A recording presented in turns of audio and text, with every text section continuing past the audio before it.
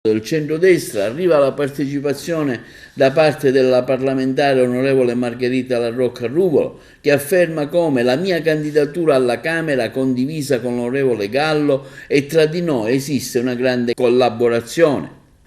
La mia candidatura, continua l'onorevole Margherita La Rocca Ruvolo, alle politiche come capolista di Forza Italia alla Camera nel collegio plurinominale di Caltanissetta, Agrigento e Trapani, nasce nell'ambito di un percorso comune intrapreso in questi anni insieme all'amico e collega Riccardo Gallo, con il quale condivideremo con spirito collaborativo anche la sfida che si vedrà impegnati per le regionali. A lui va il mio più sincero ringraziamento per la stima e la fiducia manifestata nei miei confronti proponendo la mia candidatura. È per noi un onore, continua l'onorevole Margherita La Rocca Ruvolo, poter contribuire alla crescita di Forza Italia nell'Agrigentino in Sicilia. Il nostro obiettivo è quello di rappresentare un partito moderato, unito, forte, pronto ad ascoltare le istanze dei territori, della società civile, capace di dare risposte concrete alle famiglie. E intanto a Favara il gruppo politico, già lista civica Azzurri per Favara, aderisce a Forza Italia.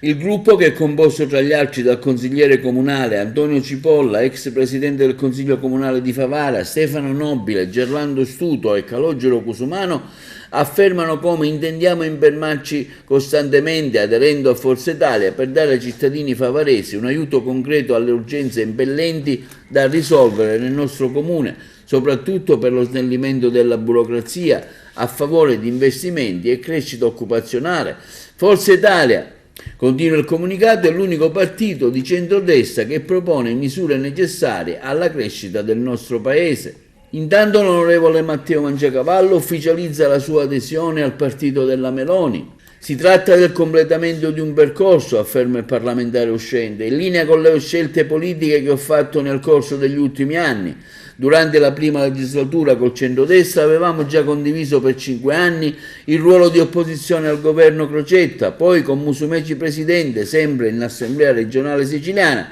ci siamo trovati a collaborare nel portare avanti le stesse istanze per il territorio e infine in occasione delle ultime amministrative a Sciacca, Fratelli d'Italia è stata tra i principali sostenitori della mia candidatura a sindaco. Intanto Ignazio Cutrò, candidato alla Camera col partito di Mastella con la lista Noi di Centro Italia Europeisti, afferma: aiutatemi a portare a Montecitorio le istanze di legalità dei siciliani. Ho deciso di candidarmi, afferma Ignazio Cutrò, per portare in Parlamento tutte quelle istanze di impegno sociale che ci ha visto protagonista in questi decenni con l'Associazione Nazionale Testimoni di Giustizia e per le quali mi sono battuto sempre in prima linea, mettendoci il cuore e la faccia a sostegno di tutti coloro che con coraggio civile hanno denunciato e testimoniato contro le mafie.